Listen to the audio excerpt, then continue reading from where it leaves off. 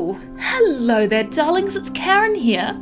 Karen Stonecutter, yes, of the Stonecutters, of course. So, me and the away team are on a trip out of the city to attend a funeral, and I've got this perfect black dress that's sure to make me an absolute star in the morning. But anyway, while we're in the town of Ixingnia, our lovely blackmailers at the Emperor's court wanted us to collect some sort of relic for them.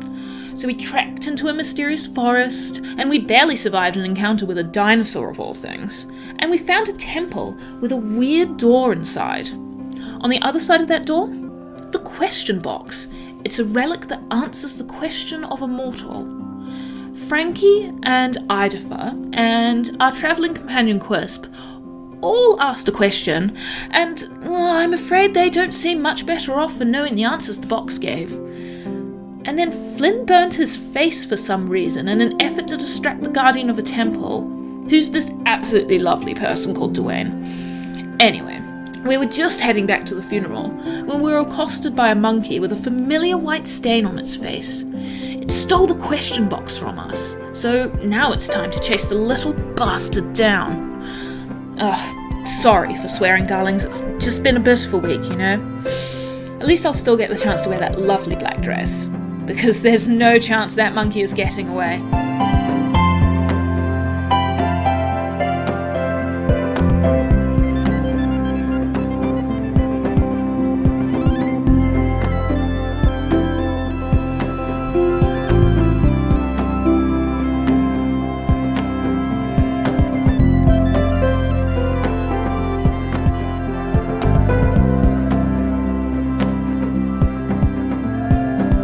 Kia ora everybody, and welcome to the terrible adventures of the Janderson Breffords Parchment Company. My name is Penny D, and I am your dungeon manager, and a jingle that lives in my head rent-free is Credit Express. It's all about personal finance.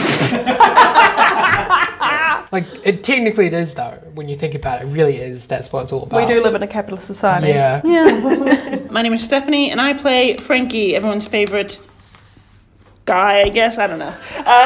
Everyone's favourite guy. A jingle that plays in my head just all the time is the Matta fencing theme. If you're from Hamilton or the Waikato, everyone should know this, and it's just a Matta of most farming is the old Matta the fence. And that's all I'll say. Look it up. I'm sure you could find it. I'm an advertiser's dream because I remember old jingles, but that's my favorite. I am Poppy. I play Ido, the tiefling rogue.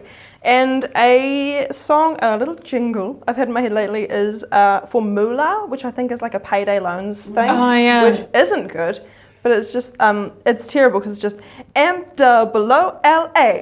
And then they say moolah in a really deep voice. Yeah, it's so weird. Horrible. But don't go to payday loans because they're terrible and interest rates are out of the roof, or whatever you say. Out of the roof. That's it. Out of the roof. We coined Out a new of the phrase. roof. All right, so I'm Liz, and I play the dwarven barbarian Karen Stonecutter. A jingle that lives in my head rent-free. It's been so long since I've listened to the television. I just don't really know. But to be honest, the McDonald's Make It Click jingle, it's always there. Whenever I get in my car, a little make it click. And make it click, click, click, and it's always there. Good. I mean, that's a much better one to have in your head than a payday loan company. I always put my seatbelt on, and I attribute that entirely to McDonald's. Thanks, McDonald's. That is the safest jingle you can have. Thanks for making us safe. Hi, I'm Nate. I'm playing Flindla the Halfling Bard, and mine would be the Tile Warehouse. So many tiles, the tile dipper. Oh, it's a tug dipper. Prices are so low, quality is so high at the tile depot. And it's all in like an Italian accent, Yeah. isn't it? God, that's such a funny one. Do you know what the creepy thing is? I have not heard that ad in person for at least 5 years. That's the thing, though, Don't listen to the eh? radio anymore. I don't even think Credit Express is around anymore. It just stuck with me. You got First Credit Union? Don't know. Is it all about personal finance with them though? Because that's what I want to know. Nothing's true about ripping people off. Yeah. So we'll get started, eh? Yeah. This isn't a jingle podcast. This is a D&D podcast. I have to, like, I'm like, oh, I shouldn't say that every episode, but I'm glad that you did.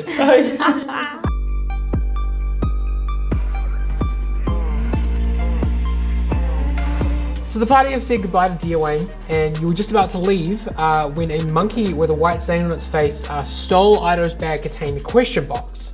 The monkey hisses at you all, and before you can react, it leaps into the branches of a nearby tree, taking out of his backpack with it. I want everybody to roll for initiative and roll 1d6 plus con. Keep those to the side for a bit, because this is going to work a little bit different to regular combat. This is a chase with some homebrew mechanics that I have whipped up. I'll just take a sec away from the action to tell everyone how it's going to work. So the monkey is always going to go first, and then all of you in your initiative order. On your turn, you can run up to your full movement and then use the dash action, and that will keep you up with the monkey. So that will only maintain distance. If you want to catch up with the monkey, you're going to need to work as a team and get creative with your actions. You only have a limited number of dashes. That d6 plus con is how many times you can use dash before you get puffed and can't run anymore. So make sure you keep that number to the side. Yeah, so what did everyone get for that? I got a 9. Karen got an 8. Ido got a 4. Frankie also got a 9. So on your turn, you will roll a nature check to see how you are at avoiding obstacles. Depending on what you run into, there might also be a skill check, and then you can use your movement and make your action. So if you take a look at the whiteboard here, and for all of you at home, I'll ask you to use the whiteboard in your imagination. Instead of keeping track of your distance from the monkey in feet, we're going to use this condition track. So there are 6 ticks to show how far away you are from the monkey. I'll ask each of you to keep track of where you're sitting in relation to the monkey. The 6 ticks are close combat within 5 feet, point blank within 30 feet, short range within 60 feet, medium range within 100 feet, long range within 150 feet, and then just lost. It's gone. Yeah. So is everyone kind of like down with what we're doing here? Absolutely. Everyone happy with the rules? I think so. Okay, who has a good war cry to start us off? My bag! And then Karen says, forget about your bag, the box is in there. And she's going to take off at a sprint. Can I get everybody's initiative, please? Ido got 23. Frankie got 6. Flinla got a 24. Damn. Good as roll. Oh no. And Karen got a 17. And Quisp got a 2. Okay, thank God. They're pretty old, so I think they're probably not going to be able to keep up as well as the rest of you. Yeah. Okay. So, monkey darts in the bushes. It's going to use its movement and then a dash action to get as far away from you as possible. Flynn, you're up. Ooh, so panicking, he throws out his mage hand and tries to... So it was moving overhand, right? It's currently more than 60 feet away from you. Shoot.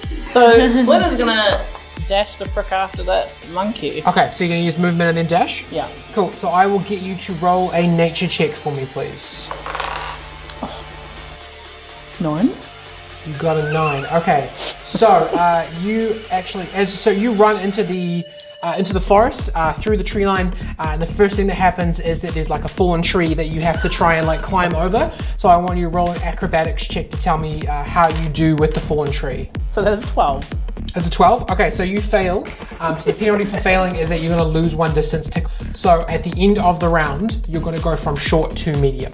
Okay. The next person's turn is Ido. Ido is very angry. He's going to dash forward and... will that put him in range to throw a dagger? What's the range on your dagger? You sure? It will be there. Mine's 20. It's 20 to 60. 20 to 60, yeah. Yeah, okay, so you can throw a dagger if you would like. So you're going to use your full movement and then throw a dagger? Mm-hmm. Cool, so you are going to lose a distance tick for doing an attack and not a dash? Or are you going to use your bonus action to dash as well? I was going to dash again afterwards. Okay, cool. Yeah. Okay, so go ahead and roll me a nature check Nature. for the same fallen tree that Flynn is currently dealing with. 4. Yeah, so you also run into the fallen tree and you have to try to deal with that. Roll me a acrobatics check. Come on, baby. Come on. 15. Yeah, so you pass that one. So a pass on a terrain obstacle is you maintain distance on mole. So you basically, you pass the tree, it doesn't give you any more problems. So yeah, go ahead and roll me an attack roll on your dagger. Cool, that would be 19? 19 to hit, I'm pretty sure is going to do it. Let me just pull up my monkey stats. Monkey. She said professionally. Yes, so a 19 actually does hit. So you don't actually like cut the monkey, but what that's going to do is it's going to stop it from using its full movement and dash next time around. Oh, okay. So now, in order to like dodge the knife, it's going to lose some of its speed. So well done. So Flynn, you are going to have an easier time catching up again next round. Ooh, cool. Cheers. Okay. Do I do damage as well? Like, are we... No, there's no damage for the monkey. But you will find out what happens if you keep hitting it. We are not murdering an animal on this podcast. Probably, maybe. I'm so keen to do that. Karen. Okay, so Karen is going to chug a spider climbing potion. Very cool. So that is going to cost you an action to do that, is that Yes. right? Yeah. So I'll chug that and I will move my full movement. Okay. So that means I will go from... You're going to move from short to medium. I'm going to move from short to medium, yes. Yes. So I'm in medium. And my bonus action, I can't... Can I do anything with that? I mean, you can rage, but you only Yeah. have one electrum, so... No, I don't want to rage. No, that's fine. Karen, I'm going to say because you have the potion of spider climbing, you automatically manage to climb over the log, the Fantastic. fallen log. So yeah, you don't have to do an acrobatics check, you just run up, run over, jump down, you're fine.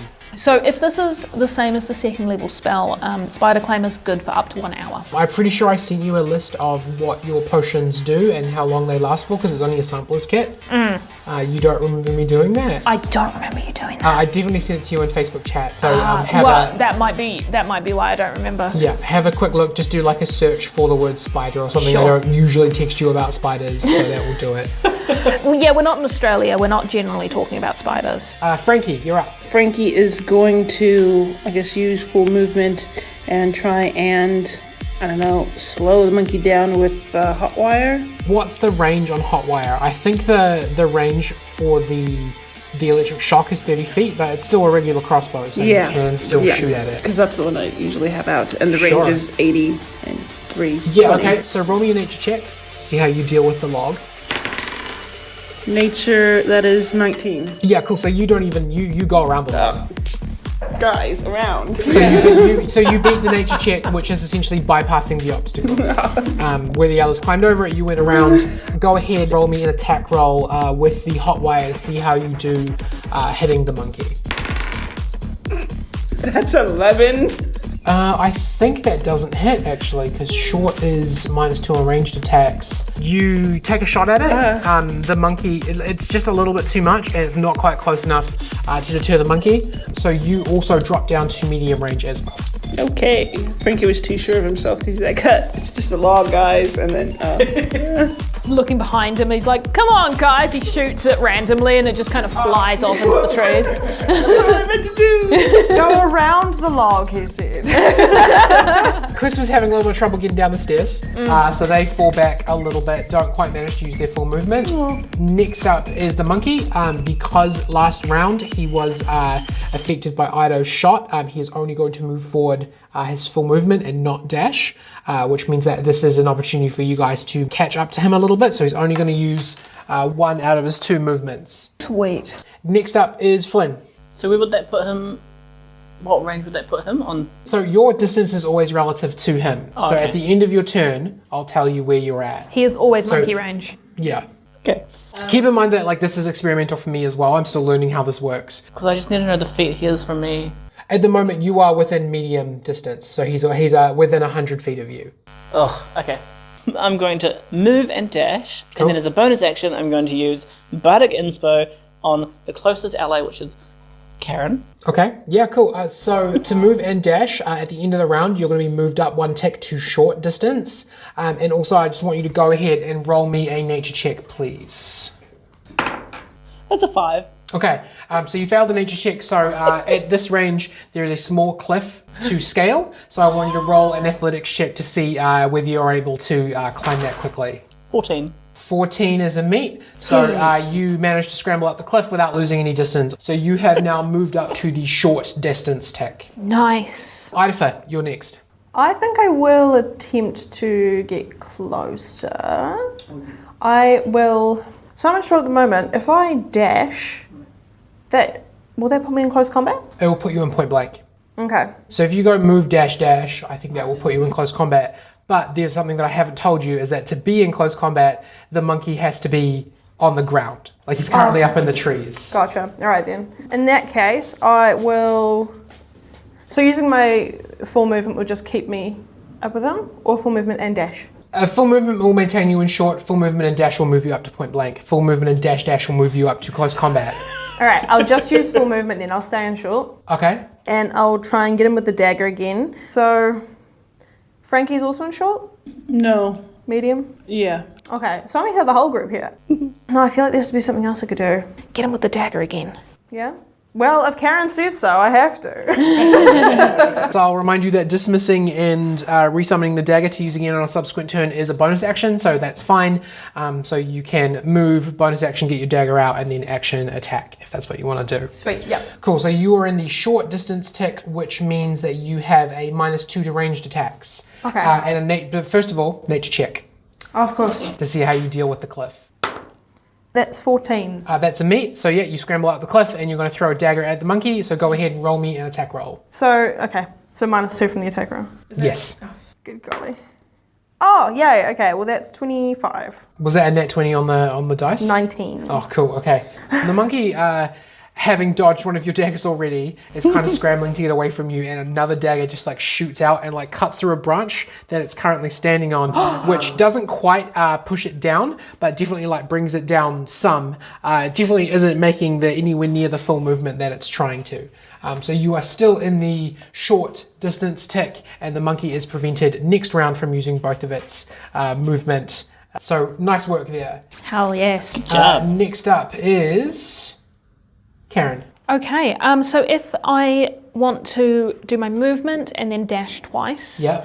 that will bring me into close combat. You can't dash twice because you're not a rogue. I'm not a rogue, that's correct. Okay, so if I use my full movement and then dash, I can come into point blank range. Are you currently in short? I'm currently in medium. Yeah, then if you move and dash, then that will move you up to short. Oh, okay. No, I understand. Yep, I will do that. Cool. Okay, so Karen, go ahead and roll me a nature check, please. Do I have to? Because I've got spider climb. Depends on what actually it's a small cliff, so yes.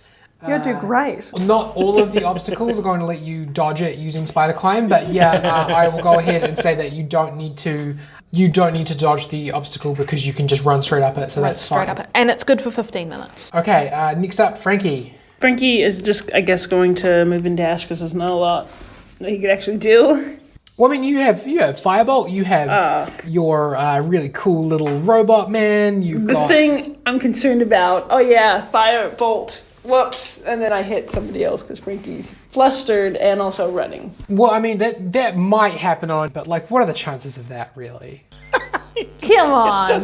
It's up to you. If you want to move and dash, you are welcome to dash. I'll move and dash this time. Cool. Okay. So move yourself up from, is it medium to short? Yes. Cool. Yeah. So you are back.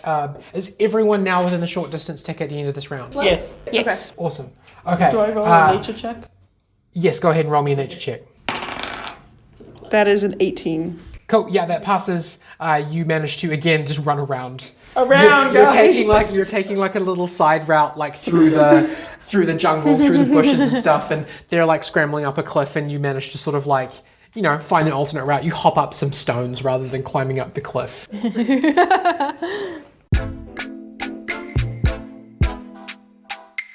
Okay, next up is Quisp, who's not doing very well with running. They are falling behind very quickly. Monkey, again, after having to dodge a second knife thrown at it, only manages to run one distance tick ahead, meaning that if you move and dash, you will all move forwards one, or if you just move, you're not going to lose any distance there. So Flynn, it's your turn again. I'm going to move forward at normal speed and cast Shatter, which has a 60-foot range, with a 10-foot radius sphere centered on the point that I Do you have the electrum for that? Yes. Cool. Can you go ahead first and do me the nature check, please? 13. 13 fails. you've scaled the cliff and you're running through. A bright yellow poisonous snake is hanging from the vines above, and you're like, to chase the monkey, you've got to go right past it. Can you roll me an intimidation check, please? Ooh. Oh my gosh. 15. Unfortunately, you do not quite manage to intimidate the snake. You like run through and you're like, I'm a salesman. But the snake is not intimidated by business culture. So the snake bites you, you're going to take 1d6 damage, but not lose any distance, please. Oh, 3 damage. Yeah, so you take that much damage. On a damage obstacle, you don't actually lose distance. So you're fine. You just take a bit of a hit. Yeah, so go ahead and cast Shatter if that's what you want to do. Yes, I would love to do it. So I'm going to center it. So it's got a 60 feet range, so I just get that darn monkey. You're within the distance. And I'm going to center it basically directly in the middle of where the monkey might go 5 feet. Cool, so go ahead and, is it a save on my part? Yes, so what Shatter is it's a loud ringing noise, intense, blah blah blah. You must make a Constitution saving throw. A creature takes 3d8 thunder damage on a failed save, or half as much damage on a successful one. Okay, so I'm gonna, what save again was that? Just one more time? Constitution. That's a fail. So the monkey again is trying to make some distance, and suddenly like a loud ringing noise manages to like crack a tree kind of ahead of it, and it has to change direction to dodge that. So again, next round the monkey is not going to be moving its full movement again. You guys are using excellent teamwork. I'm very proud of you. Flynn, go ahead and take yourself an inspiration dice there, bud. That was a good move. That was a good move. How do I do that? You just get an extra d20. You know what an inspiration dice is. You're a bard. Haha. If anybody can slow down the monkey to 0 speed, once I get up to close combat, I'm going to try and grapple it. Okay, cool. Cool. Okay, next up is Idafer. Can I roll the damage for the monkey? No, we're not doing damage on the monkey. Oh, that's right. We're not killing animals. Oh, not yet. I got excited. Karen. So what we're going to do for flavor is, no, you don't roll damage because technically you hit the path in front of it and like damaged where it was going to go, not the small, defenseless, tiny, I promise I was listening. white-faced, hissing monkey that apparently has a knife. I mean, I said it's defenseless, but also it did have a knife, so it's not entirely defenseless. Turns out it was actually trying to kill me, but it just grabbed the bag. It's like, oh, well, I guess I'll take this. All right. Let me run this past you. I'm kind of keen to use thaumaturgy. Okay. To do like a big boom right next to it, and I want to scare it so it falls. Yes. Okay. Thaumaturgy is a Non-attack spell. It's a non-attacking spell. So I don't think you can use it, like, for example, you could like put an illusion of a snake in its way or something. I don't see how Thaumaturgy is going to stop it. Okay. Because like Shatter is like a level 2 spell. That's how much sound he put into distracting it. Yeah. I think a cantrip's not going to do the job. Okay. Unless you can give me a really good use of Thaumaturgy that you will argue is going to prevent it from moving. No, I think I'm better to just set the tree on fire, innit? Noise. Why not? Torch it. Yeah, I What's the think jungle? I will run. That'll keep me in short, right? Well, first of all, you got to roll me a nature check. Ah! See how you deal with that poisonous snake. It's natural 20. Oh yeah, you're fine. I throw the actually, snake. there is The monkey. there is actually a mechanic for rolling above a 20 on these obstacles. So over a 20, you clear the snake, and you gain 1 tick. Nice. So you now moved up to point blank at the end of the round. So you can move and do whatever your plan is, and you will still be 1 ahead of where you were. Sick. All right. Yeah, I'll move. I'm going to use Firebolt, try and burn the tree trunks in front, or the tree, the vines and stuff in front of it. So Cool. it does. Roll doesn't me get grab on. a spell attack roll, please. Get it. Get the monkey. 17. Yeah, so that does hit. So because you've hit the monkey twice in 1 round, it actually does fall from the tree. So you manage to slice some fire through the branch, and it tumbles down. In order to get back up the tree, it's going to have to use one of its movement ticks, or maybe it's going to try and get away from you on the ground. So nice work on that. You are now 30 feet from where it is on the ground. Can I also dash? Use my bonus action? Because I didn't use my knife that time. I don't see why not. Yeah, I'll get up right close to it and try and spook it. Okay, cool. So because you cleared the snake and because you used your dash, you are now up to close combat range with the monkey. Well done. Yeah. Go team. I'm not strong, but I'm fast. Karen, you're up. The funny thing about Karen is that she has 0 ranged attacks. I can't do anything at range, so all I'm doing is like running until I can get up to this monkey. So again, I would like to dash and do my full movement. Yep. So Cool. that will keep me in short, or that'll move me up to It'll point move you blank? up one. It'll move me up to point blank. Okay, so I'll just move that on my little dice right there. Cool. And you'd like me to roll a nature check for the snake? Oh no, I don't clear it. Oh, So on his way through, Ido rolled over 20, so the snake is no longer a problem for the people coming through. fantastic. Thank you, Idafa. Yeah, Karen runs past this snake that's just like on the ground stunned, and she goes, "Oh, great job, kiddo!" And, and she just keeps on ploughing by. I'm nearly at that monkey. Okay. I'm gonna get it. And so the last person coming behind Frankie no longer has to deal with the snake. As Karen runs past, she just and because she's running in her funeral attire. Yeah, and everything's getting like caught on. Yeah, it's getting ripped, it's getting torn, she's getting angry. And the snake's like, I don't want to deal with that. Exactly. That's exactly what happened. Frankie, the monkey is on the ground. Karen and Idafa are definitely gaining on it. What would you like to do with your turn? I'd like to try and poison it using Ray of Sickness. Ooh. So I don't know, make it sick. Okay, so what happens is Karen and Idafa, you guys see this really clearly. Frankie jams some electrum into one of his contraptions. What does Ray of Sickness look like to Frankie? So it's still on like my gauntlet thing. So it's just another sort of attachment that's like a Swiss Army knife. Yeah. So this one like sort of flings out, like it folds out, and then achoo. So it's like a dart? Yeah. Okay. A little poison dart. Yeah, and then when it gets closer to the thing, it has like a sort of tick down like mechanism that it sort of explodes. So it's not like, so it's just there. So the monkey is going to use its reaction. It turns like in mid monkey stride. It turns and it's wearing it also is wearing a gauntlet bracelet with 3 half spheres set into it.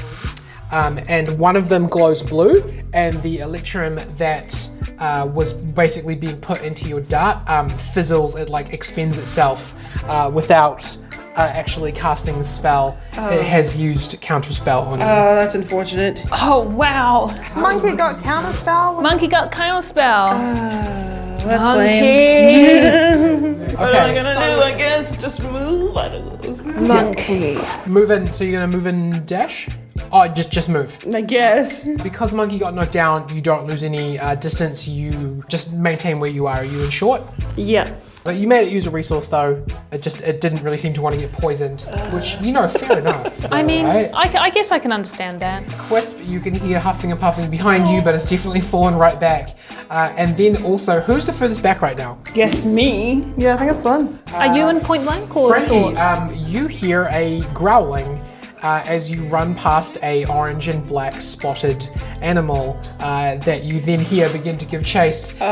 Fearsome jaguar has started stalking you. It's like, this my did God. good. Yeah, I'm not gonna do anything. Just run, I guess, can't do anything. Cool. Keep going, keep going. Next up is the monkey, who is going to. Obviously, got hit a bunch of times last time, so it can't do double dash.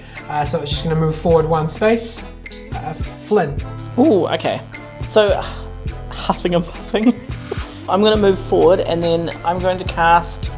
It was an abracier, right? So it's like a. Yeah, it's like an armband with 3 like weird looking like glass spheres on the outside of Can it. Flynn see if it's metal? Is it metal? Oh my goodness. It's like a stretchy fabric.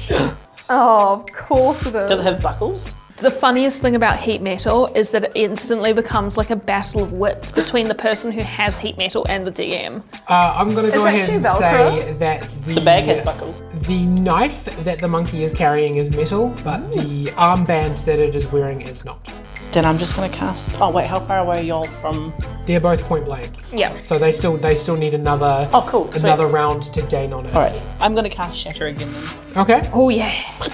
So what's the range on Shatter? 60 feet, and then a 10-foot radius from where I center it within that. 10-foot radius. Okay, yeah, so Yeah, that's so I fine. was like, how close are you guys? You know, it won't hit us. It's all good. We're fine. Okay, yeah, so go ahead and cast Shatter. Take the, expend that Electrum from your stock. And yeah, so I'll go ahead and roll a Constitution saving throw. That is a 5. You hit quite close to the monkey, and it appears to, it's definitely stumbling. Like, it can move so much faster than what it is, but keeping up the like magical explosions and fireballs and flying daggers, it's not able to run at its maximum speed. Cool. Very nice work, Flynn. And can I move forward at a normal? Yeah, so you are still short distance away. That's fine. Idafer, I'm not strong enough to throw Karen any great distance, am I? not at all. No. Yeet. Unfortunately, She Karen is is stocky. she's a hefty lass. And Ido is weak. You specifically put a lot of time into being like, he's tall and skinny, he's very He's lean. a weak boy. The boy can eat snake. Karen goes, "You'll have to toss me," and Idafer goes, "No." Alright, so I can use full movement and then dash as a bonus action to get into close combat, can't I? Yes, you can. Alright, I'll do that. So go ahead and roll me a nature check.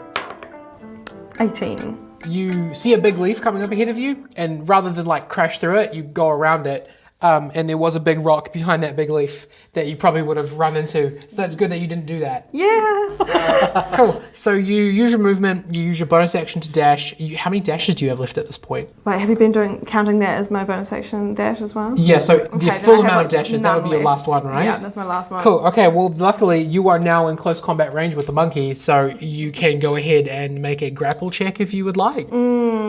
Is grapple strength? Yeah, it's a strength contest, but luckily the monkey's very small, so you're... So if you want me to read it out to you, using at least one free hand, which is good because you got your free hands, you try to seize the target by making a grapple check instead of an attack roll. So it's an athletics check contested by the target's athletics or acrobatics check. If you succeed, you subject the target to the grappled condition, and you are now holding a monkey. So yeah, it's like going to be your roll versus my roll. So does it have to be my athletics or can it be my acrobatics? I think it has to be your It has to be athletics. your athletics, but it can be the monkey's acrobatics. I just don't think I'm strong enough. I think I'm probably better to leave that for Karen to grapple. If you can try and slow it down more, I can probably grapple it next round. Yeah, I think I will use acid splash. Ooh. Which is a cantrip. Yes, just saving. Dexterity saving. Dexterity save. That's 21, so it does save. Saving cantrips basically save or nothing, right? So like if I pass the save, then nothing happens?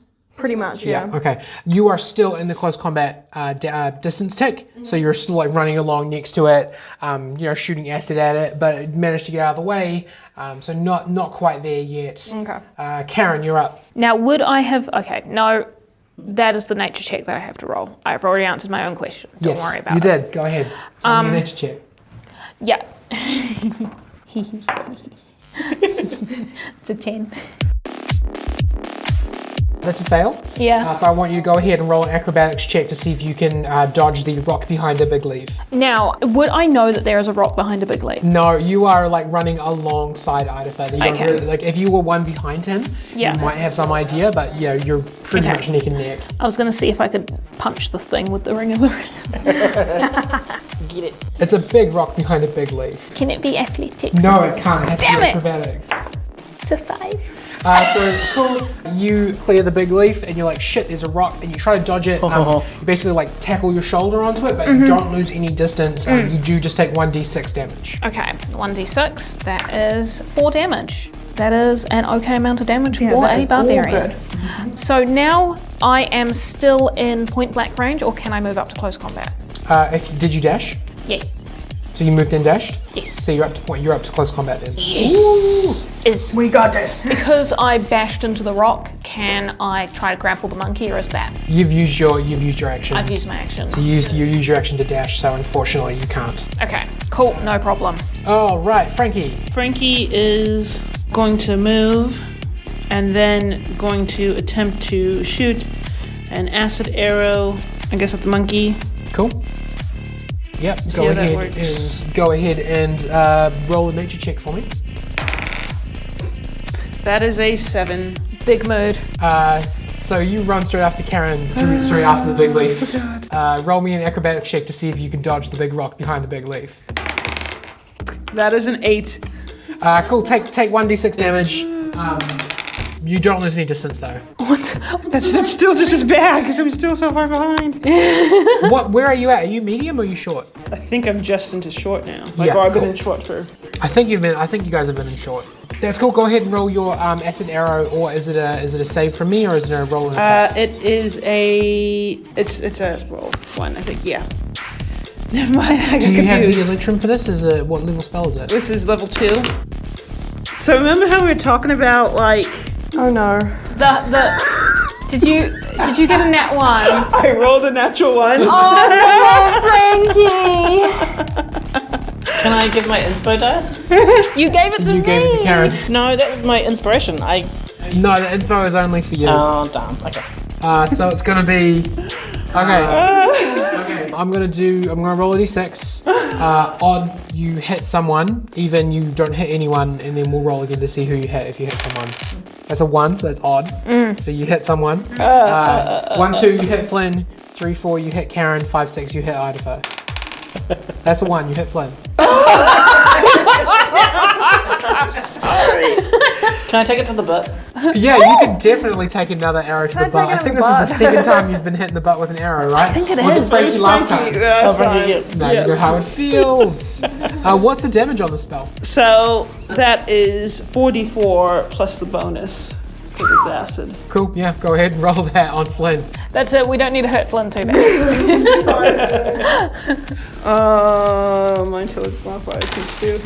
So that is 5, 6, 7, 8, 9 plus 4. 13 acid damage to Flynn's 13. butt. Yeah. Specifically to the butt. And then there is 2d4 at the end of your next turn. Ooh.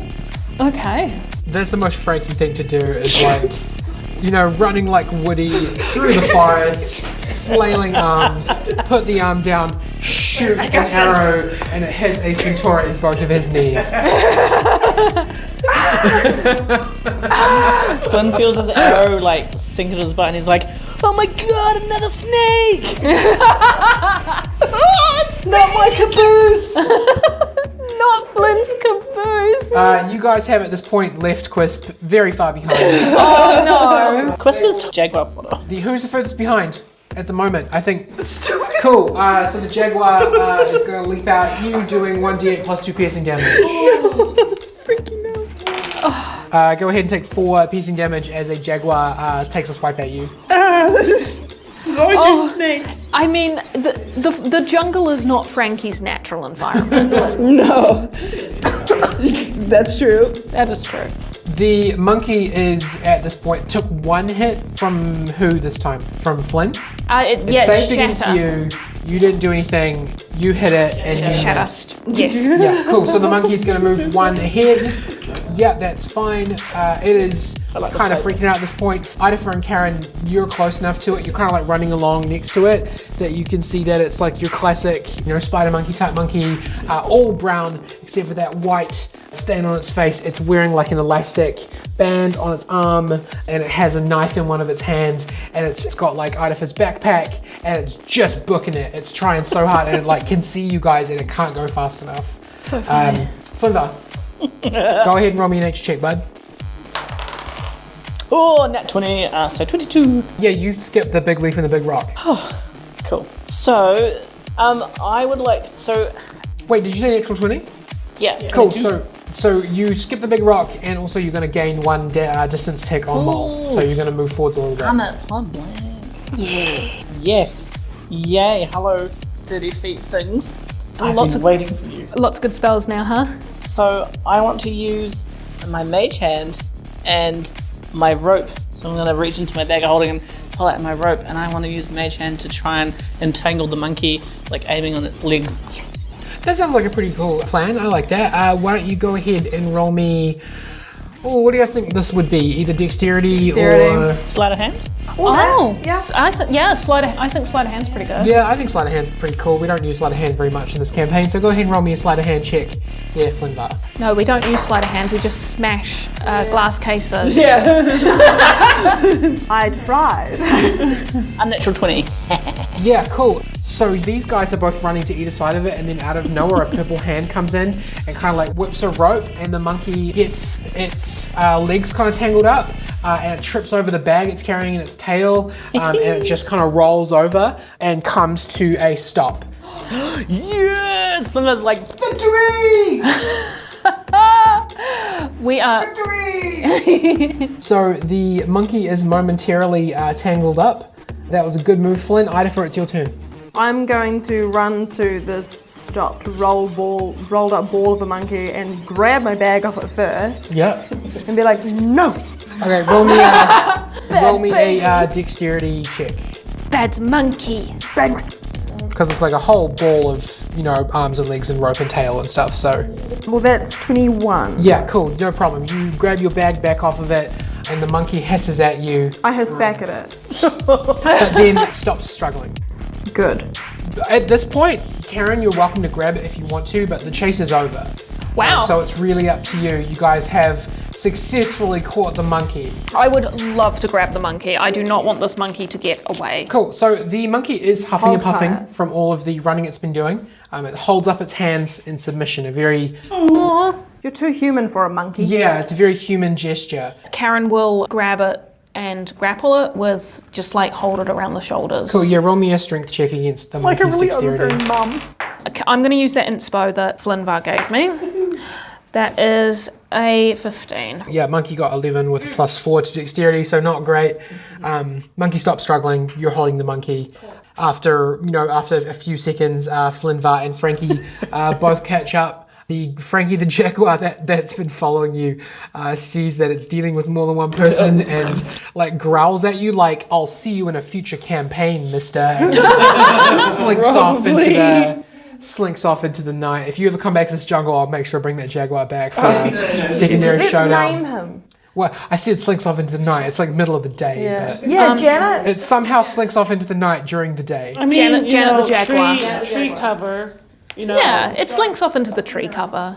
Into the darkness. Janet. So, yeah, Karen's got the monkey held, and you can see she's kind of concentrating and she looks really weird.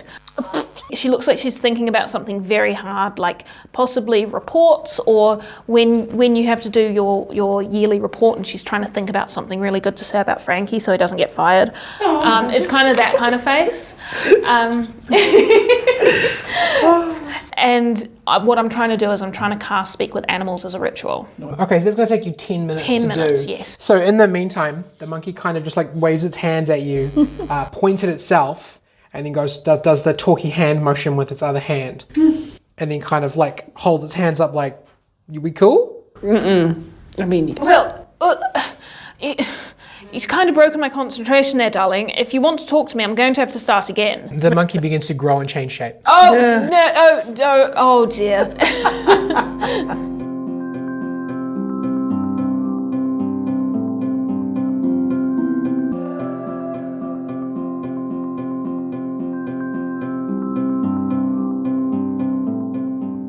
Kia ora, Penny here. Welcome to a nice little break, and a special hello to all of our new fans who have recently joined the adventure. It's really great to have you. Keep an eye out this week on our social media. NPC designs for 4 new characters drawn by Liv Artisan will be dropping this week. Which one's your favourite? Which characters would you like to see in the future? Let us know on social media.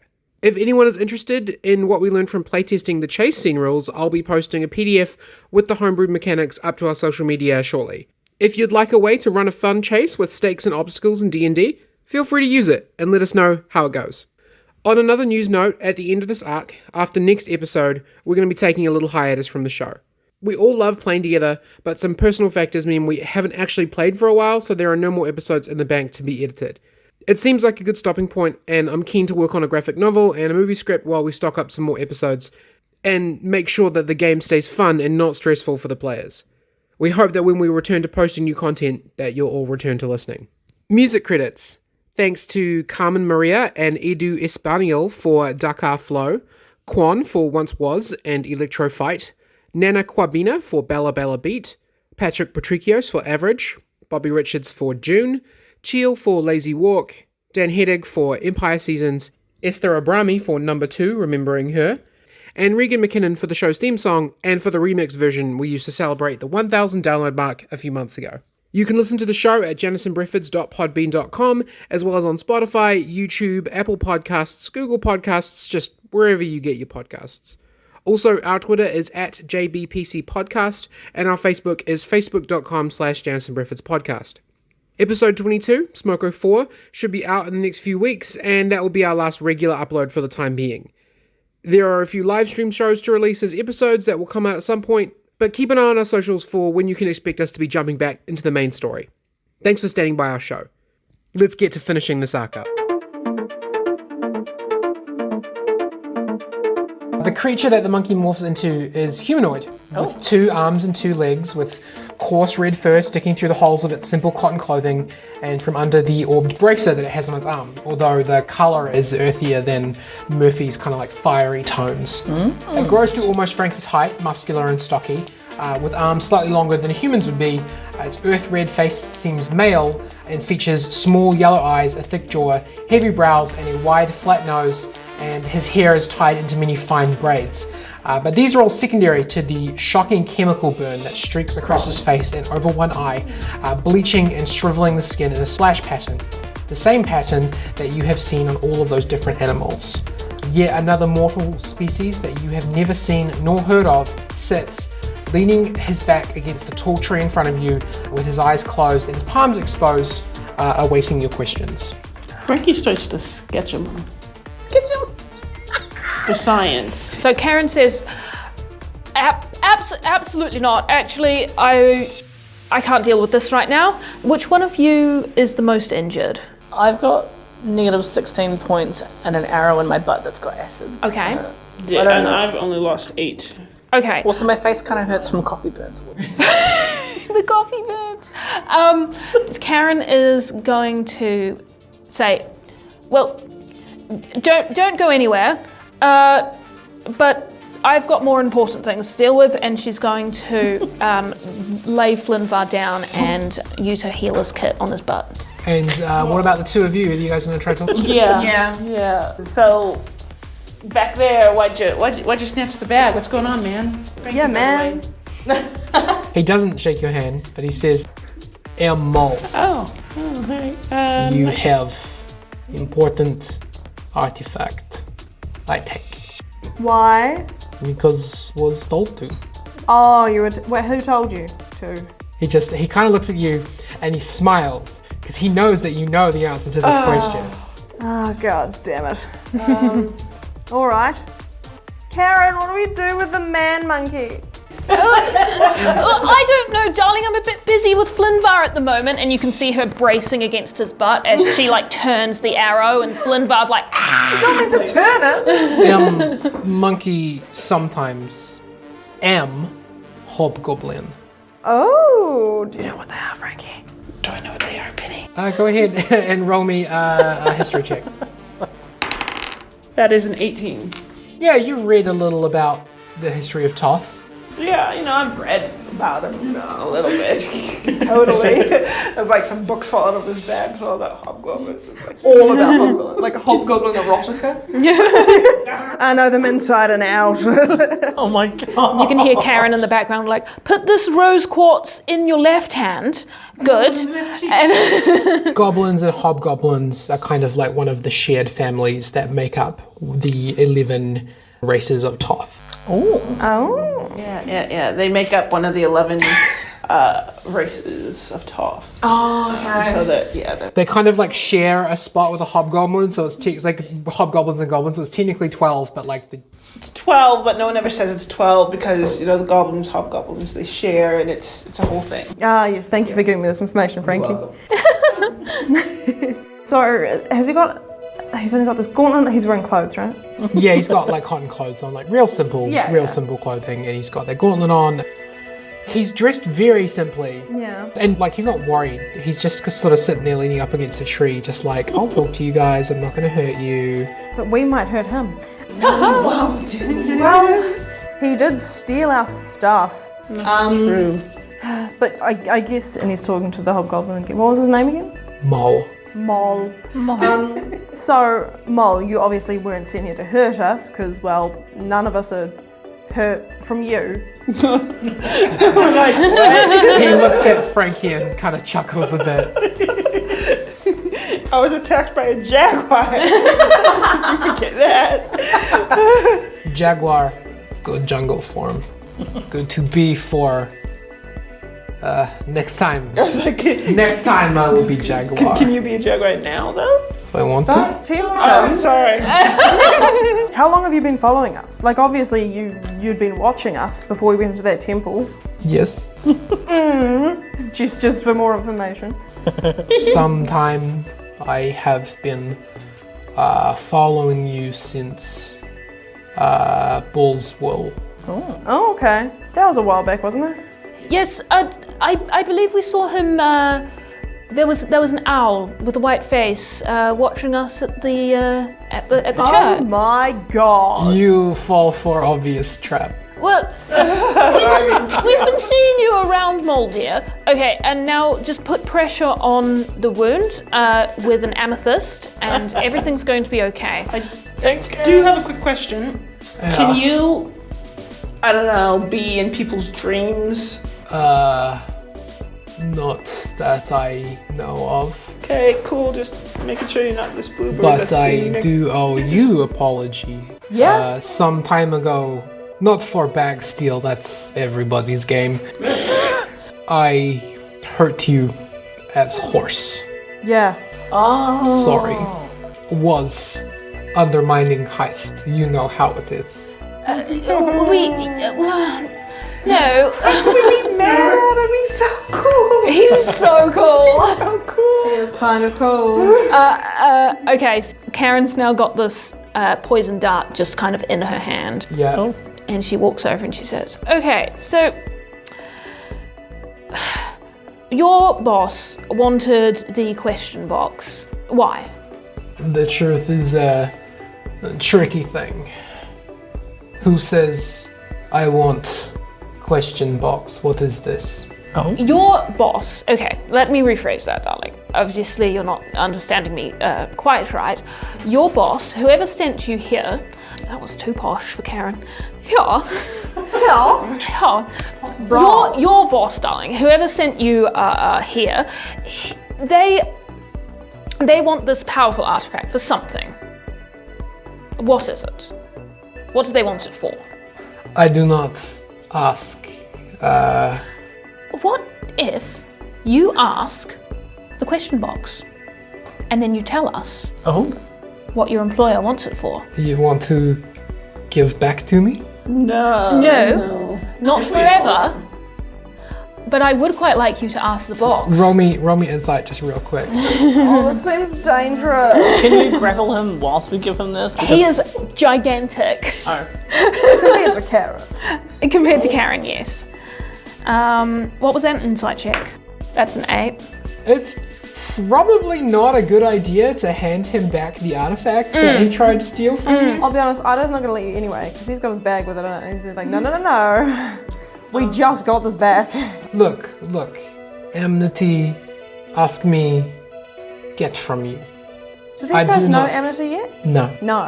Who's Enmity? Flynn asked from like his tummy with like his hands like resting, like under his chin resting. Enmity saved my life.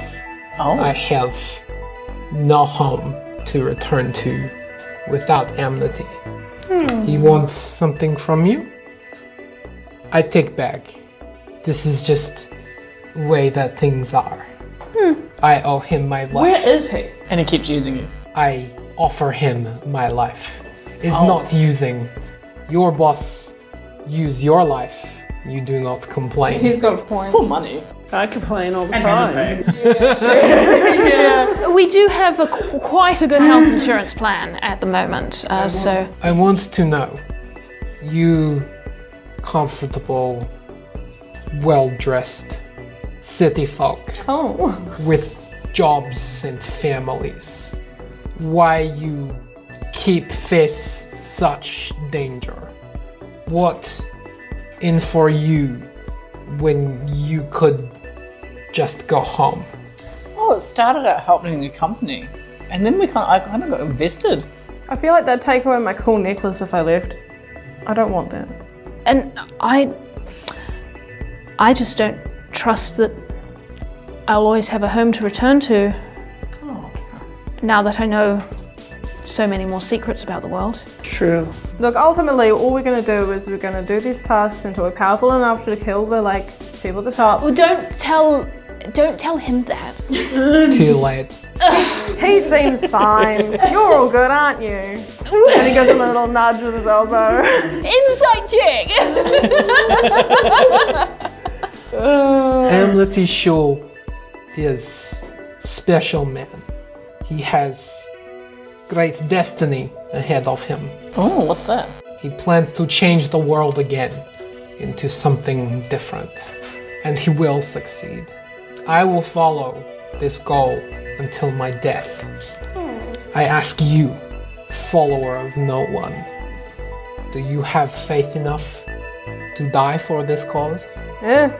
I don't think you need faith to die. And with that, the remaining 2 orbs in his armband begin to glow, and he casts transport via plants and just leans back into the tree and disappears. Can I yell something before he fully goes? Yeah, sure. We want to meet with Amity! He's gone. Karen, who was about to say something cool, also was like, well... Can we still yell at the tree and he'll still be in there? Is he at the tree now? Do we burn this tree? I don't really know. You don't know. I want to do that. Cool, go ahead. I want to. That's Lynn saying he wants to be able to disappear into trees. Maybe if you run at one fast enough. Hey, I wouldn't recommend it right now. Your butt is still an open wound. And your face is also an open wound. Whoa, that was rough. No, because he poured coffee on it. Yeah. But also funny. And also the coffee bit. And also the... Well, But at least we have the question box. We have my bag with everything inside it. And you hear a voice behind you. And Quisp says, Oh! I get a really bad vibe off this Amnesty fellow. yes. What about you? How long have you been here, Chris? I just caught up a second ago. Okay. My voice is so inconsistent. Is that the Irish one? I just caught up an hour ago. An hour ago. My voice is so inconsistent. Daisy. Who cares? Yeah, who cares? Good fun. So, we are so far off the path right now. What path are we? We're... Oh my god, have we got to go to a funeral? We do. Go ahead and roll me a survival check. And I'm not wearing the correct clothes anymore. No, and I look awful. Oh no. That is a 13 for Ida. And a 13 for Karen as well. And a 13 for Frankie. And a 6 for Flynn. Flynn doing great. So you guys kind of like try to backtrack a little bit. The day's really hot and the going's tough. You spend over an hour trying to make your way back to where you think the pathway is. You're trying to go like sort of sideways, like, well, it's that way somewhere. And eventually you do realize that you can just use Frankie's compass to just go back to Deerwain's temple and then get back on the path from there. But it takes you an hour before you think of that. That sounds very us. That does sound very us. You walk out of the forest. Deerwain's just sitting on the top step, kind of like smiles and waves at you, like, are you okay? Yeah, good thanks. Bye, friends. Bye. Bye. And she smiles and waves as you emerge from the forest, only to go back in at a different angle. You have time to speak freely as you travel through the forest for a bit. She must think so lowly of us. But she's too nice to think bad thoughts. Out loud, at least. Yeah. Yeah, that's the main thing. Flynn's just awkwardly like trying to forget that whole situation. He also takes a minute to reset his clothes with his glamored armor, so he doesn't look so ripped and Yeah, holes cool. in his pants. Are you just resetting it to the same outfit but Yeah. undamaged? Yeah. Nice. Sparkling you. Frankie's gonna twist up his bow tie of dapper disguise. So he's gonna cast disguise self on self, but just nicer clothes. So just Frankie but in a tux in the Yes. middle of the jungle. Well, like for funeral. Funeral tux. Flynn's like, nice. Oh, so like a nice funeral suit, Yeah, not rather a tux. than just what I was wearing. Yeah. Actually, I do think that Frankie would wear a tux to a funeral. Yeah.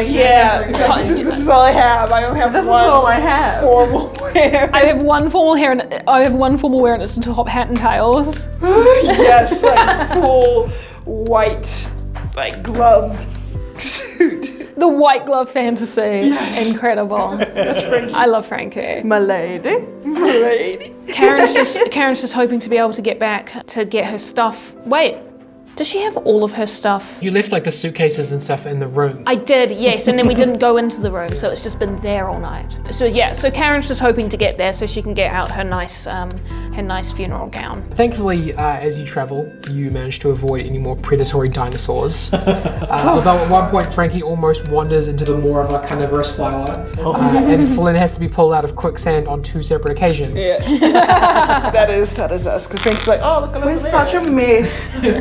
It's around mid-afternoon where you find yourselves back at the rope bridge, and at this point you notice that Quisp seems really distracted, and this time does not flinch at the height. Oh. Oh, Chris, what's going on? Why are you so distracted? Oh, I'm sorry, kid. I'm sorry. Look, for all of this, I didn't even realize it, but part of me thought that he was still out there somewhere. The most powerful wizard in all of Ymir. But now, I know he's gone, and he'll never come walking into town for another Friday visit. This whole stinking trip was just a mistake. At least you have closure. And he kneels down and puts a arm on, like a hand on their shoulder. Like, at least there's closure. Thanks, lad. It's gonna take me some time to process this properly. As it should. And then I give them a pat on the back, quite like because I'm big. It's quite a big smack. I'm like, you didn't die. Still time. I'm so sorry for my companions, Quisp. They are obviously getting quite delirious from the heat. Exactly right. It was just him. They've I was grown on me. nice. Quisp said, I'll need some time to process this and it'll be some time. And you said, as it should. It sounds like a threat. As it should. No, I meant more like, hey, go on. It should be a while, not just take over. Flynn kind of leans in and he's like, I've been thinking all this time, even through the monkey chase, which is probably why I tripped over so much, and I'm sticking with that, Yeah. about the question box. And I don't want to ask anything personal because that looked like another realm of nope. Yeah, I've Quisp, that didn't look like it was a good thing for you. I'm okay. But what if we ask it another question around all this kerfuffle that we've been thrown into? Like, who's going to be chosen for the 5th amulet? Because will that person become part of our team, or is it just going to disappear and then someone else is going to be magical and be a bad guy? Or like, Where did that amulet go? and Flynn's like, it's just been in the bag of holding this whole time. Oh, you still got it? Yeah, just swimming on there, yeah. Oh, well, Oh. that's better than it just kind of disappearing off and maybe Amnesty or Bloody Marvellous or somebody finds it, I suppose. Plus it was a nice wood box. It wasn't a very nice box. Maybe I should ask the question box what Amnesty's mission is. What is the thing about the world was it that Yes, because Mole. Yeah, Just Mole. Just old Mole. He said that Amnesty was going to be changing the world. He wanted to change the world. Maybe I should ask the question box what Amnesty hopes to achieve. We could just ask Amnesty. That's true, but I would prefer to go into any kind of interaction with a very scary, unknown, shadowy figure with at least a little bit of understanding on what he's doing. He's not that shadowy. And I kind of want to use that with my question before giving it away and then never having the opportunity. You're not wrong. I've been thinking about it too. Idafer's trying to tell you that like he's met Amnesty before. Is that just going over your head? Yeah, Okay, that's fine. yeah. absolutely is going straight over Karen's head. Okay, that's fine. Carry I was on. waiting for it to be like, wait, what? We're too busy pondering. Karen goes, oh, we've never met him. So anyway, Flinvar, what were you thinking for your question? I was like, I'm like, I have. You have what, dear? You asked the question, what's the question? Yes, I remember you doing it. You did it yesterday. Oh my gosh. I've met Amnesty. What? What? What? As a janitor? I just turn around so that like I'm facing just you two, and like Frankie's looking at my butt. I mean, not Frankie, sorry, Flynn. 2 F names, I couldn't. Yeah, no, he seems nice, actually. A bit weird. What? No. You need to tell us a little bit more about this. Let's keep moving. I absolutely do not want to wear this to the funeral. So you start crossing the rope bridge. Yeah, but please do tell us more about Amnesty Shul, the man who keeps trying to steal shit from us. He, Mole. He, always seems to be around him. I guess he would be that cat and stuff, but also, he just seems a bit magical. Seems like he knows a lot. Okay, where did you meet him? At a bar.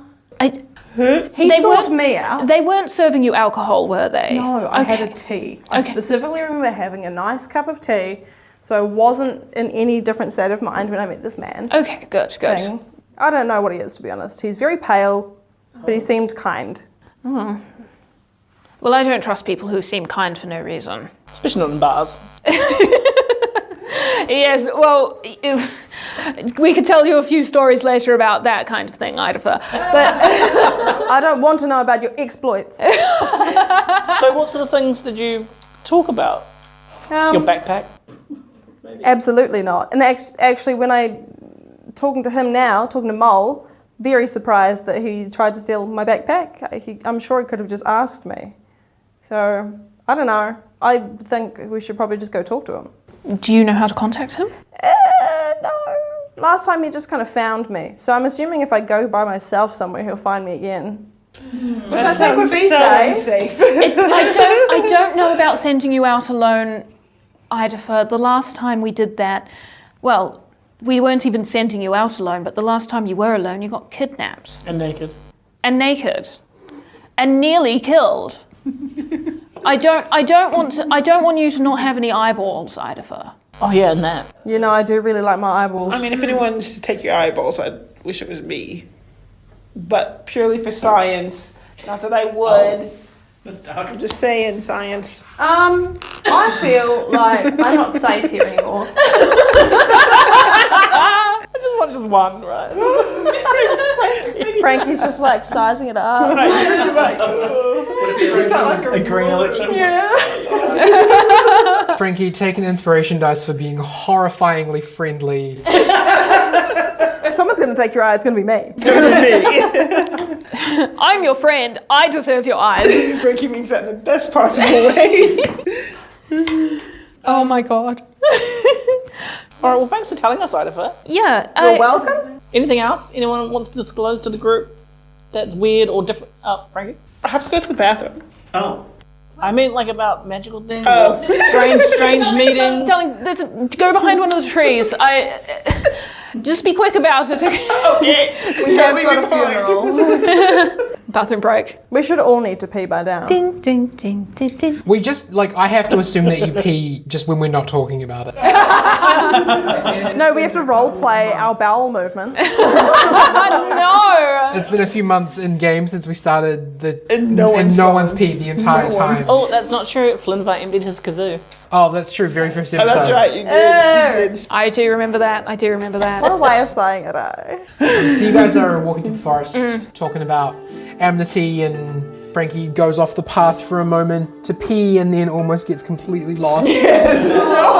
He tries to go back on the path, it goes the wrong way. But Frankie. you're walking back out of the forest. A little later, the trees begin to thin, and then before you know it, you're walking out of the forest and into the Ixingnia town centre. Before we go right out, I do want to ask the question box about Okay, so you want to stay in the... like just behind, like on the path, just like so people can't see me. Okay, cool, go ahead.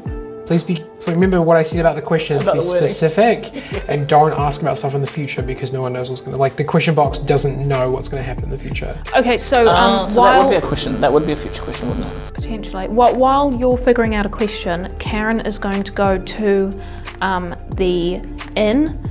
She's going to get changed really quickly, wash her face, and she's going to bring back a bigger bag, which hopefully will hold both the hand and also the box within it. Because she's bought a couple of like big suitcases full of clothes. Karen, as you sort of like get towards the town centre, you can see a lot of people dressed in black sitting around the big table. The funeral procession has started, we're too late. but it's not like the priest hasn't like started the speech yet. Everyone's just sort of like finding their seats and mingling and stuff, but it's like starting. Yeah.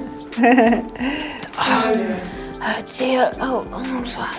Yeah, she's going to see if she can just kind of creep around and get changed. And if she can get back and get a big bag to them, and that's fine. If she can't, at least she's at the funeral. In the meantime, Flynn, you're asking Ida to hand over the question box. Well, because the only question I could think of is a future one, so it's not. Well, there's a difference between saying what is Amnesty going to do, which we don't know because any number of things could happen, and what is Amnesty planning. Yeah, because that's that's a true. current thing that it's like a set out answer. Could I ask around the yellow necklace?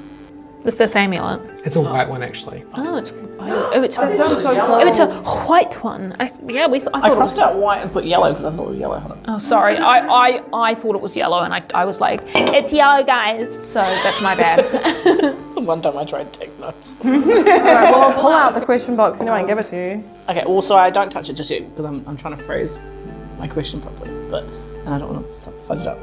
But so I could ask guys. I could ask who was this amulet meant for, like ours, or is that too generic? I'm just gonna throw it out.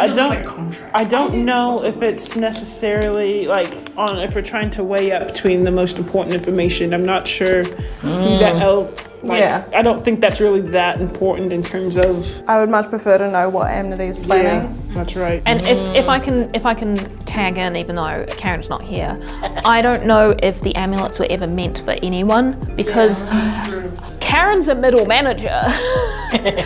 You know. Ida is a janitor. Yeah, yeah. We don't have any grand. We just kind of chanced upon them. There's no grand fate for a factory grunt. That you know of. I mean, we don't know that. We don't know that, but Like, it doesn't matter, we're all born and then we die. But straight from the mouth of Idaho. Alright, so then I could ask, what are Amity's plans for creating his vision of the world?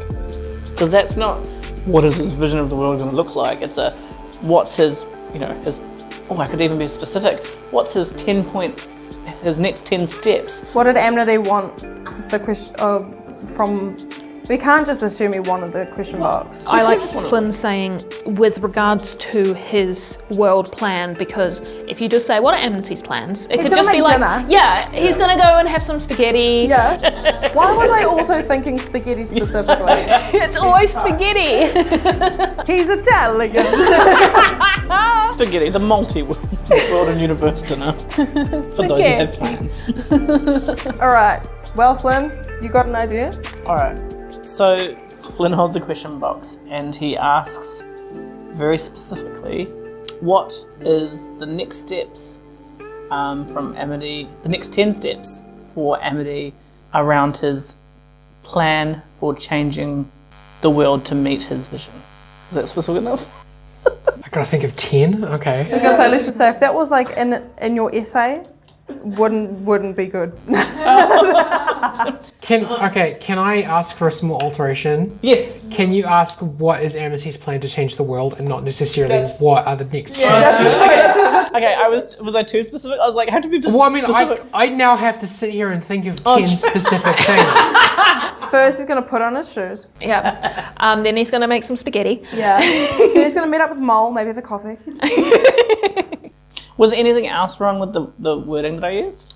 No. So Flinva cautiously holds the question box and kind of thinks and stares into it and he goes, how does Amity plan to change the world to meet his vision of how it should be? So Flinvar, you're holding the disembodied hand, and it has. Did you see other people ask their questions? Were you in the room? Yeah. Yes, in the doorway, and then I was So- like, "Not for me." So as you have seen, the projected cube begins to spin, and as it does, still images appear and begin to fade into each other as the cube spins faster and faster. The first thing that you see is Amnesty sitting at the head of a table. He takes a piece of electrum and he walks around the table. He walks around Mole to a person that is covered entirely by a black cloak. It's very possibly one of the people that you actually saw in Bull's Wool.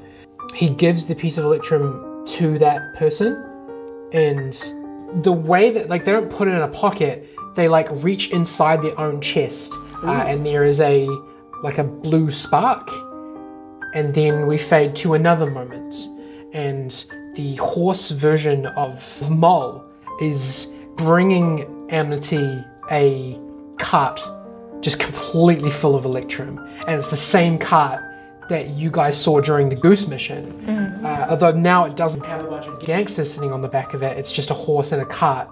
And Amnesty turns and casts a spell and causes this enormous pile of electrum to raise into the air, and then starts funneling it into the chest of this shrouded figure again. And you're not getting any details of this person, it's literally just like a walking robe with the hood up. And then again and again and again, you can see Amnesty feeding more electrum. You can see him feeding a bloody bag. You can see him feeding jars of eyes. You can see him feeding all manners of magical items, artifacts, body parts, anything that he can get his hands on into the chest of this being. And then he stands on a balcony with Mole next to him and with this shroud, we'll call him Shroud, on the other side. And he looks north, out past the city, out across the land, and then the cube begins to slow down and it begins to fade. And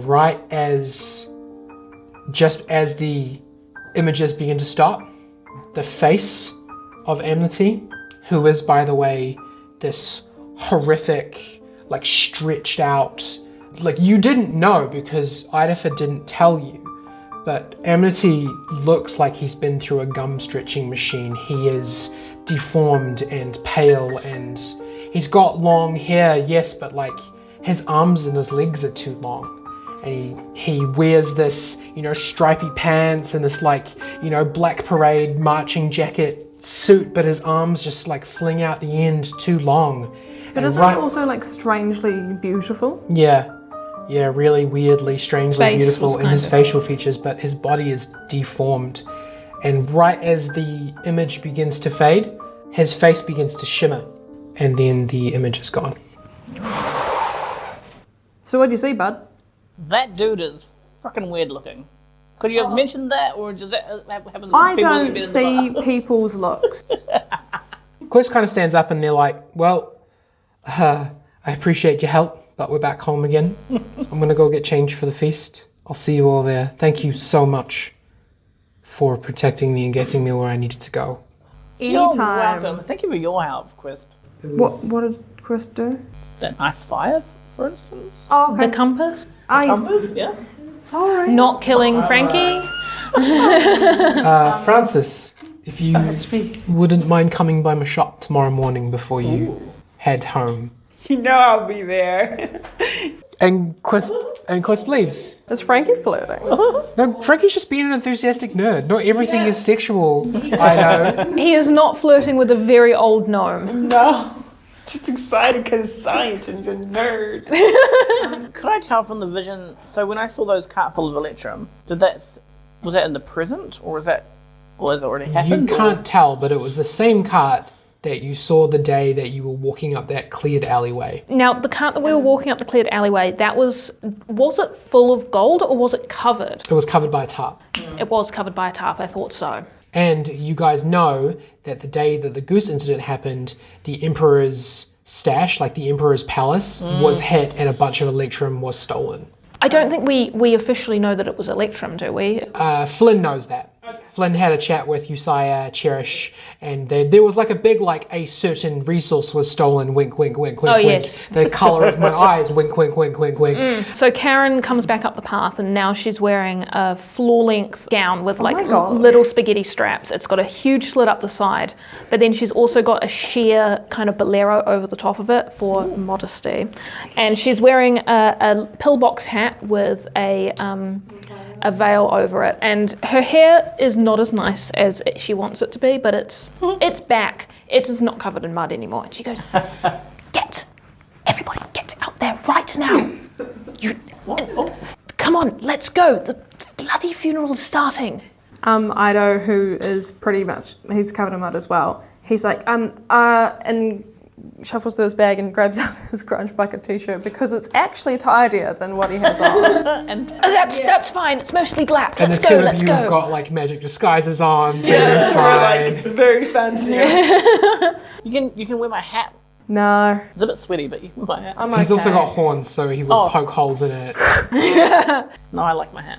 What do I do with that? Like I'm looking confused. Like Put it in here, and it's like a big roller suitcase, and hopefully it's big enough in volume to kind of I encompass love that the you bring a hand and- suitcase to a funeral. Yeah, if that's what you've got, then yeah, that's fine. You managed to fit the question box into it, no problem. She kind of I'll rolls tell you it. when I saw later. Then if we're late.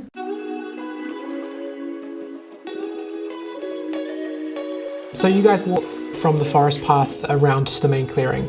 The great oak in the town centre has been tastefully decorated with hanging jars filled with different coloured liquids. The sun peeking through the leaves strikes through them, casting a shifting ocean of colour on the grass beneath. In wonder, you walk closer, and around 100 well-dressed funeral guests are sitting around the ring table, all turn to look at you because you came in from a different direction. That's kind of weird. You see Janderson, who waves at you from next to his mother and points at 4 empty seats next to him. He saved you a place to sit. Oh, thank goodness, because that'd be even more awkward. Excuse me. Yeah. Sorry, can I sit here? The funeral is taking place at the Lazy Susan. So like the ceremony is in the centre and everyone's sitting in a big circle around the outside. With his body just sitting on the Lady Susan? Just No, it's spinning it around. the Susan's not a solid table, it's a ring-shaped table. So Yeah. the inside of it is just more grass. Oh, okay. Yeah, so, So there's not actually a Lazy Susan on it? yeah, there is. Oh, okay. It's a ring-shaped table with a spinning metal ring on it, but the inside of the table is not there's not like Like a a big sushi flat bar, wooden but- surface. Oh, gotcha. Yeah. So you can, It's like a donut with a thing around it. And Yeah. the tree grows out of the centre. and you can spin the metal thing and yep. Yeah. And the body is sitting on the metal thing, and you spin it really fast. And we all have a little bit. At baby christenings, they put the baby in a little basket and they spin it around, and all the family members like, I wish you well. He's like, but it's like, That's really cute. That is So, cute. as you all That's sit not down, Janderson turns to look at you and says, "Oh, where have you all been? Seeing the sights, I suppose." No, I'm so sorry, Janderson. We'll talk about it later if that's okay. I hope we're not too late. No, it's fine. Take a seat. Thank you. Thanks for being here.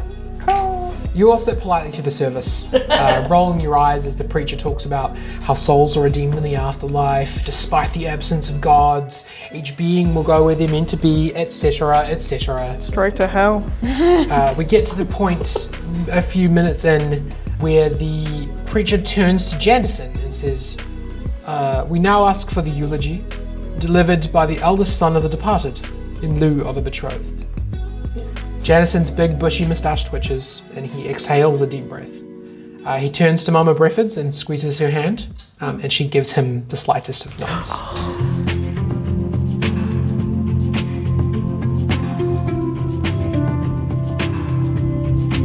Janderson takes his place at the front of the great oak's trunk, smiles at the 4 of you, and clears his throat.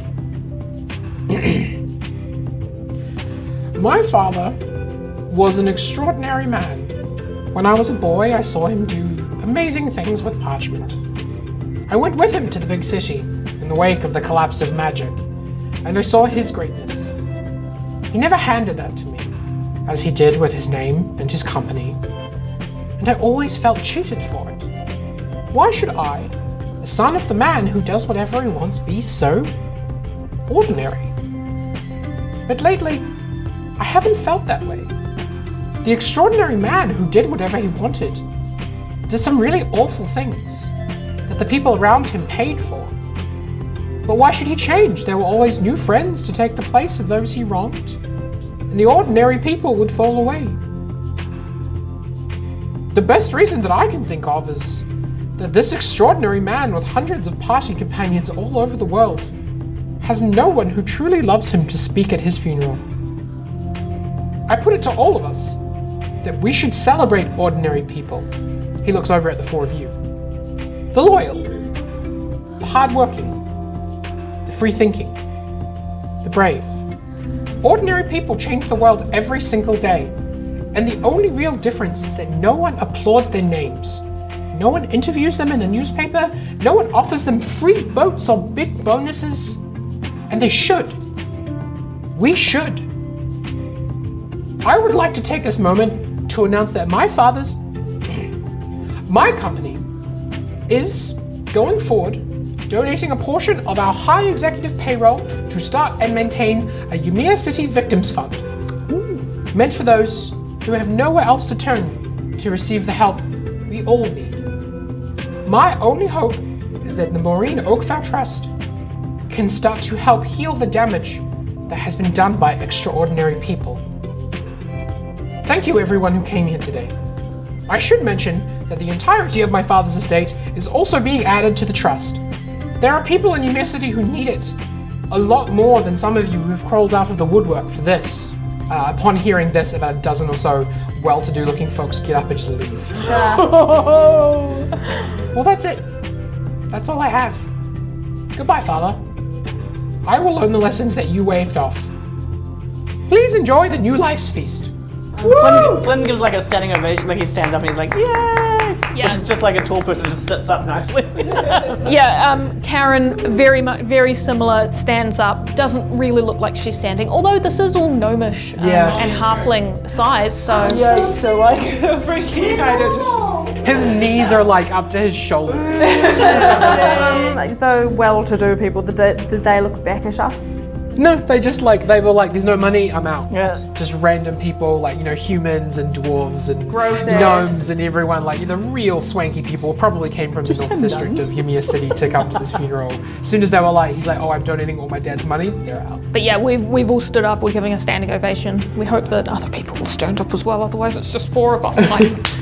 Janderson does return to his seat as you all start the four of you getting up and clapping starts like everyone doing it. Yeah. Everyone to every side of Social you begins to pressure. stand and clap. By the time he walks back to his seat past you, anyone who hasn't left is singing a hearty farewell song in Gnomish and applauding. Aww. Frankie joins in singing because he can speak Gnomish. Aww. Just to show off a little bit. Janderson comes back to you all, holds his mum's hand and says, "Thank you all for your advice yesterday. I don't know how I would have handled this trip without my away team." There is one example my father left that I am starting to get the hang of. And he scrambles up onto Lazy Susan and yanks the covers off the food.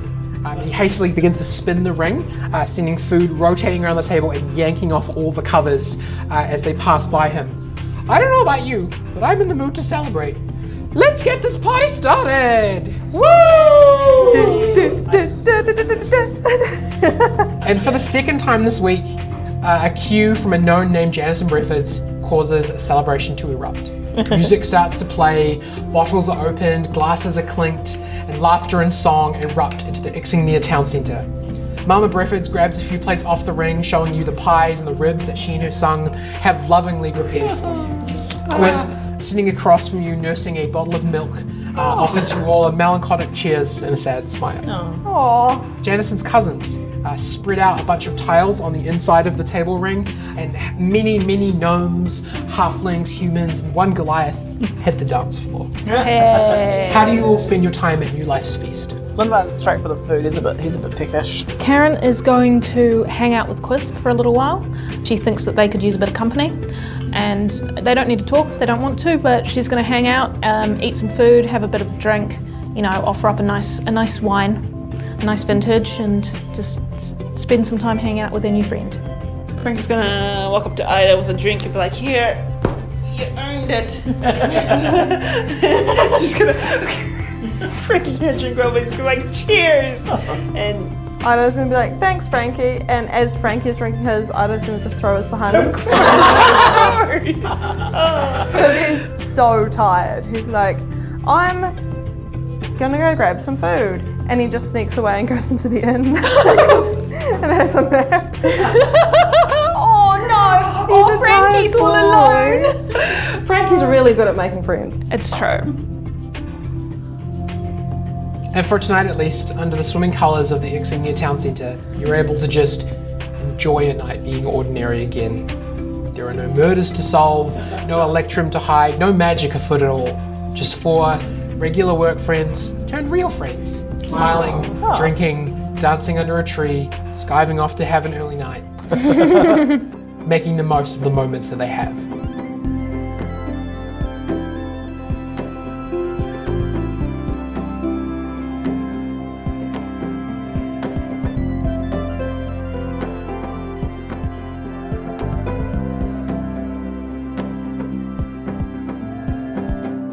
It is I who left, but to my perspective they are now gone. Hello is Maul.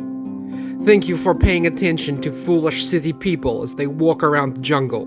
Conceptually amusing. It's time to go now, things to do. Be nice to animals, or else if it is secretly me I will bite you and steal your stuff. Goodbye.